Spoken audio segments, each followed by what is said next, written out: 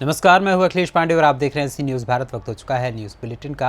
इस बुलेटिन में हम जानेंगे कि कहां न्याय दिलाने वाला अधिवक्ता अपनी बहन को न्याय दिलाने के लिए खा रहा है दर-दर की ठोकरें।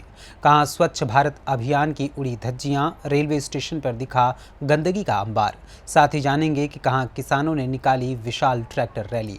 ऐसी और भी तमाम खबरों पर आई विस्तार से करते हैं चर्चा। एक अधिवक्ता जो समाज में हर पीड़ित शोषित को न्याय दिलाने के लिए पुरजोर कोशिश करता है, लेकिन कभी कभी वह भी न्याय से वंचित हो जाता है। यह मामला धर्मेंद्र कुमार साहनी अधिवक्ता गोरखपुर की बहन की है।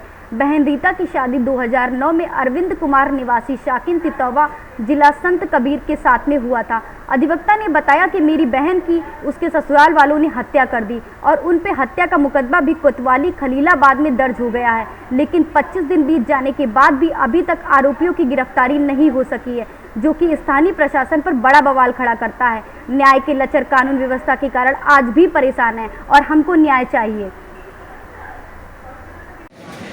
क्या नाम है सर आपका? धर्मेंद्र कुमार साहनी एडवोकेट। मैं सिविल कोर्ट गोरखपुर में प्रैक्टिस करता हूं। कौन सी घटना सर आपके साथ घटित हुई? मेरी बहन की शादी तितौवा जिला संत कबीर नगर में हुआ था। दिनांक 7/10/2022 को 9 साढ़े 9 बजे की बात है। मेरे बहन की हत्या उसके पति, उसके जेठ बेचन प्रसाद, उसकी जेठानी लालमती सब मिल करके घरी में हत्या कर दिए और हत्या न दिखा करके आत्महत्या का रूप दे दिए। तो मौके पर कुछ बरामद नहीं हुआ।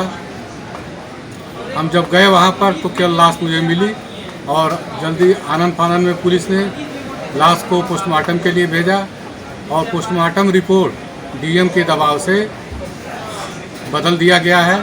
और इस पोस्टमार्टम रिपोर्ट को बदलने के संबंध में हमने दरख्वास्त भी सीएमओ को भेज दिया था। उसके बाद 24 घंटे बाद मेरी एफआईआर दर्ज हो जाती है। वो भी बहुत मशक्क़त के बाद, डीएम और एसपी को बहुत दबाव देने के बाद मेरा एफआईआर 24 घंटे बाद दर्ज होता है और 24 घंटा के बाद कोई न गिरफ्तारी हुई। आज तक अभियुक्तों की कोई गिरफ्तारी नहीं हुई, किसी भी अभियुक्तों की गिरफ्तारी नहीं। सर घटना को कितने दिन बीत गए? घटना के लगभग धीरे धीरे 26-27 दिन हो गया। कोई उसके संबंध में कोई सुनवाई लोग नहीं कर रहे। आप उच्च अधिकारियों से इस संबंध में अवगत कराया, उन्होंने क्या कहा? हाँ, अधिकारियों को हमने अवगत कराया। अधिकारी क्योंकि उनके प्रभाव में है, इसलिए अधिकारी कोई कार्रवाई नहीं कर रहे हैं। आप क्या चाहते हैं सर? मैं चाहता हूं कि अपराधियों को पहले गिरफ्तार किया जाए और निष्पक्ष तरीके से उस केस की जांच किया जाए। जो मुकदमा अपराध संख्या 631/2022 है, धारा 302 और 34 आईपीसी में मुकदमा दर्ज हुआ है। तो आप क्या चाहते हैं कि मतलब कि न्याय हो? मैं ये चाहता हूँ कि मैं अधिवक्ता हूँ, मेरे साथ मैं जुडिशरी में हूँ, मुझे न्याय मिले। मैं अधिवक्ता होकर के मुझे न्याय नहीं मिल पाएगा तो एक आम आदमी को क्या न्याय मिल सकता है? मैं क्या न्याय की उम्मीद कर सकता हूँ? ठीक है सर। गोरखपुर से सी न्यूज़ संवाददाता कृष्ण की रिपोर्ट। पुलिस महानिदेशक उत्तर प्रदेश लखनऊ के आदेश के क्रम में आज दिनांक 1 नवंबर 2022 को पुलिस लाइन प्रांगण में श्री अखिल कुमार अपर पुलिस महानिदेशक गोरखपुर जोन गोरखपुर द्वारा यातायात माह 2022 का शुभारंभ किया गया। इसी क्रम में यातायात पुलिस द्वारा आयोजित जागरूकता बाइक रैली को हरी झंडी दिखाकर रवाना किया गया, जो हाथों में जागरूकता संबंधी तख्ती लिए बाइक सहित पुलिस लाइन से निकलकर काली मंदिर, गोलकर कचहरी, शास्त्री चौराहा से वापस आकर पुलिस लाइन में समाप्त हुआ। इस कार्यक्रम के अवसर पर अपर पुलिस महानिदेशक गोरखपुर जोन गोरखपुर द्वारा बताया गया कि सबसे पहली प्राथमिकता पार्किंग स्थलों पर शहर से बाहर चिन्हीकरण करना एवं वेंडर को वेंडिंग जोन में व्यवस्थित करना है। इसी क्रम में बताया कि सभी यातायात पुलिस कर्मी यातायात माह में अधिक से अधिक आम जनता को यातायात नियमों के बारे में बताएं। इस मौके पर एसएसपी डॉक्टर गौरव गौबर ने बताया कि पुलिस अधीक्षक यातायात महेंद्रपाल सिंह, पुलिस अधीक्षक उत्तरी श्री मनोज कुमार अवस्थी, प्रवर्तन दल नगर निगम के कर्नल श्री सीपी सिंह आदि लोग मौजूद रहे। गोरखपुर से सी न्यूज़ संवाददाता मनीष की रिपोर्ट। गोरखपुर पीपीगंज स्वच्छ भारत अभियान से देश के कोने कोने में भले ही स्वच्छता का सूरज आया हो, लेकिन गोरखपुर मुख्यालय से 22 किलोमीटर पर स्थित पीपीगंज रेलवे स्टेशन गंदगी की भरमार देखकर ऐसा नहीं लगता। मुसाफिरों का कहना है कि सरकार का यह अभियान अभी प्रभावी नहीं है। उदाहरण के तौर पर पीपीगंज रेलवे स्टेशन देखा जा सकता है, जिस रेलवे स्टेशन से सरकार को प्रतिवर्ष लाखों रुपए के राजस्व की प्राप्ति होती है। गोरखपुर आनंद के रेलखंड पर पीपीगंज रेलवे स्टेशन, कृषि विज्ञान केंद्र, विद्यालय, ITI, सामुदायिक स्वास्थ्य केंद्र के कर्मचारी और मुसाफिरों जिला मुख्यालय गोरखपुर आने जाने के लिए पीपीगंज रेलवे स्टेशन से ही यात्रा करने के लिए दुर्गंध भरी रास्ताओं से गुजरना पड़ता है। इधर उधर फेंके हुए कूड़े और कोने में व्याप्त गंदगी व्यवस्था का माहौल बिगाड़ रही है। हालांकि जब भी किसी अधिकारियों का दौरा होने की सूचना मिलती है, अचानक से ही स्टेशन की सूरत बदल जाती है। रेल यात्री बताते हैं कि स्टेशन परिसर में शुद्ध पानी के पीने की व्यवस्था का भी प्रबंध नहीं है, परंतु अधिकारियों को इस ओर कोई ध्यान नहीं है। उल्लेखनीय है कि पीपीगंज रेलवे स्टेशन को B ग्रेड के स्टेशन का भी दर्जा प्राप्त हुआ है, पर मूलभूत सुविधाओं से वह अभी भी वंचित है। भरत लाल। कहाँ के रहने वाले हैं? जी सब कोहलीराम का। इस समय आप कहाँ खड़े हैं?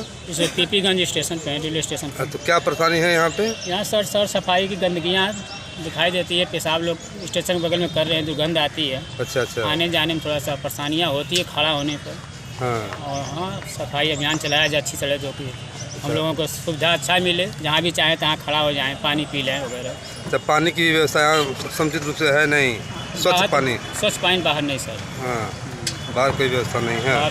बाहर चंदन कुमार सर। जी, कहाँ आने जाना है आपका? पीपीगंज से परसोना।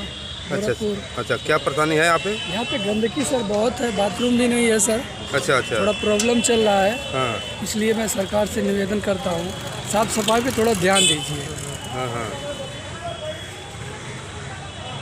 गाड़ी क्या हुआ?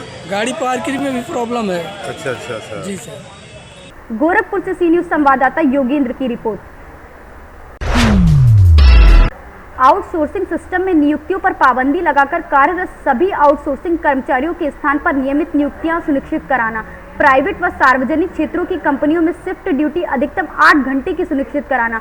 प्राइवेट कंपनियों के कर्मचारियों को तत्काल न्याय दिलाने हेतु प्लेसमेंट डिपार्टमेंट स्थापित कराने व प्राइवेट कंपनियों को कर्मचारियों की अंधाधुंध छंटनी के जो अधिकार दे दिए गए उनमें संशोधन करा के कर्मचारियों के हित में श्रम कानून की व्यवस्था को सुनिश्चित कराना। सरकारी कर्मचारियों को अनावश्यक अपमानित करने की परंपरा बन गई है। शिक्षित, बेरोजगार युवा कर्मचारियों के सम्मान व स्वाभिमान को बनाए रखने हेतु संकल्पित रहेंगे। राजघरानों ने रियासत कालीन संपत्ति को कोविनेंट मर्जर के विपरीत निजी संपत्ति बना रखा है, उसे सरकारी घोषित करा के उसमें निवेशित कर में ड्री हाई पोर्ट से जोड़ते हुए डेडिकेटेड फ्रेट कॉरिडोर बनाकर राज्य में फूड प्रोसेसिंग इंडस्ट्री का विश्व प्रसिद्ध नेटवर्क स्थापित कर प्रसंस्कृत कृषि उत्पादों को ग्लोबल मार्केट से जोड़ना व राज्य में industry centric community farming system को विकसित करना। देनी पड़ी ना, पेंशन देनी पड़ी, तब सरकार को लगाए तो बड़ा अच्छे दिन बीते और आगे कुछ करना चाहिए और रिटायरमेंट की आयु बढ़ा देना चाहिए। अब सरकार ने सोचा कि यदि इकट्ठे रिटायरमेंट की आयु और बढ़ा दी गई तो कई युवा आक्रोश में ना आ जाए, सड़क पर ना उतर जाए, आंदोलन ना होने लगे, इसलिए सरकार ने एक फार्मूला ढूंढ निकाला। बोले नहीं, इकट्ठे सबके रिटायरमेंट आयु नहीं बढ़ाते, पहले डॉक्टर्स और प्रोफेसर्स की 2 साल रिटायरमेंट आयु बढ़ा देते हैं। इससे क्या होगा, 2 साल में पता चल जाएगा। यदि युवाओं ने इनका विरोध नहीं किया, इनके रिटायरमेंट आयु बढ़ाने का, तो ये मान के चलेंगे कि युवा कोई आक्रोशित नहीं होते। तब हम सबकी रिटायरमेंट आयु 2 साल बढ़ा देंगे। ऐसा ही हुआ, 2 साल रिटायरमेंट आयु डॉक्टर प्रोफेसर के बढ़ाए, युवाओं ने आंदोलन नहीं किया। जब युवाओं ने आंदोलन नहीं किया तो सरकार ने सोचा कि भैया ये आंदोलन नहीं करते, अब सबकी 2 साल बढ़ा दो। सभी लोगों की रिटायरमेंट आयु 62 साल कर दी गई। अब डॉक्टर ने सोचा, अब सरकार ने सोचा कि यार क्यों ना इस रिटायरमेंट आयु को 70 साल तक बढ़ा दे। धीरे धीरे बढ़ाए, कोई फर्क नहीं पड़ता, ये फ्री के कर्मचारी मिल जाएंगे, नई नियुक्ति नहीं करनी पड़ेगी, एक मुश्त राशि नहीं देनी पड़ेगी। तो उन्होंने बोला अब डॉक्टर प्रोफेसर की 3 साल और बढ़ा देते हैं ना, रिटायरमेंट आयु 65 कर देते हैं। 3 साल तक अगर कोई विरोध नहीं हुआ तो मान लेंगे कि युवा इन बातों से कोई प्रभावित नहीं होते और हम सबकी 3 साल बढ़ा देंगे। तो 3 साल पहले 3 साल सेवानिवृत्ति आयु डॉक्टर्स की बढ़ा दी, प्रोफेसर्स की बढ़ा दी गई। रायसेन से सी न्यूज संवाददाता अर्शद की रिपोर्ट। किसान मजदूर महासंघ के तत्वाधान में आज बरेली के ग्राम छवारा में किसान मजदूर महासंघ के राष्ट्रीय अध्यक्ष शिव कुमार कक्का जी के नेतृत्व में ट्रैक्टर ट्रॉली निकालकर किसानों को संगठित करने का काम किया। दर्जनों की संख्या में ट्रैक्टर ट्रॉली इस रैली में शामिल हुए। रैली तहसील कार्यालय के सामने सभा कर प्रदेश और देश के किसानों को एक करने की बात कही। किसान मजदूर संघ के राष्ट्रीय अध्यक्ष ने अपने उद्बोधन में देश को मोदी सरकार के आड़े हाथों लिया और किसान विरोधी बताया। देश में आए दिन 3 कृषि कानूनों को लेकर कक्का जी ने बताया कि इन कानूनों के खिलाफ सबसे मध्य प्रदेश से आवाज उठी और हमने प्रधानमंत्री नरेंद्र मोदी जी को पत्र लिखकर इन काले कानूनों को वापस लेने की मांग की। कक्का जी, आज ट्रैक्टर रैली निकाल के आपने बरेली में आगमन किया, उसका क्या उद्देश्य था और आगे क्या आपका? हमारे नए जिले के अध्यक्ष बने हैं रणजीत सिंह जी, उनके आवास पर मैं रात को रुका था और उन्होंने हमारे सम्मान में ट्रैक्टर रैली निकालकर यहाँ एक कार्यकर्ताओं का बैठक रखी है और कोई उद्देश्य नहीं है। बाकी यूरिया डीएपी की जो किल्लतें हैं वो शिकायतें काफ़ी हैं, जिसकी बात मैं कलेक्टर से कर रहा हूँ और वो शीघ्र ही आश्वासन दिया है कि भाई आपको यूरिया और खाद बहुत जल्दी मिल जाएगा। स्थानीय कुछ समस्याएं बिजली की हैं। राष्ट्रीय समस्याओं में ये कि हमारे पास सबसे बड़ा मुद्दा है अभी फ्री ट्रेड एग्रीमेंट, मुक्त व्यापार समझौता। दुनिया के अनेक देशों के साथ में सरकार ने समझौता कर लिया है कि गेहूं आएगा ऑस्ट्रेलिया से, चना आएगा यहाँ से, तुअर आएगी यहाँ से, पाकिस्तान से शक्कर आएगी। तो जब सारी फसलें बाहर से आएंगी तो इस देश का किसान अपनी फसल लेके कहाँ जाएगा, उसकी फसल कौन खरीदेगा? तो जो भारत सरकार ने अभी तक फ्री ट्रेड एग्रीमेंट किए हैं उनको बंद करें और जिनकी वार्ता चल रही है वो वार्ता को समाप्त करें। ये हमारी राष्ट्रीय लेवल की लड़ाई है।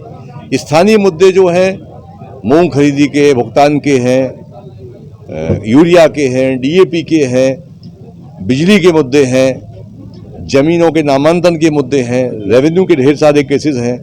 तो ये स्थानीय मुद्दों पर हमारी लड़ाई जारी है। रायसेन से सी न्यूज संवाददाता अरशद मसूद की रिपोर्ट। फिलहाल के लिए इस न्यूज़ बुलेटिन में इतना ही। देश दुनिया की तमाम खबरों के लिए देखते रहे सी न्यूज़ भारत। हर खबर आपके साथ, आपके हाथ।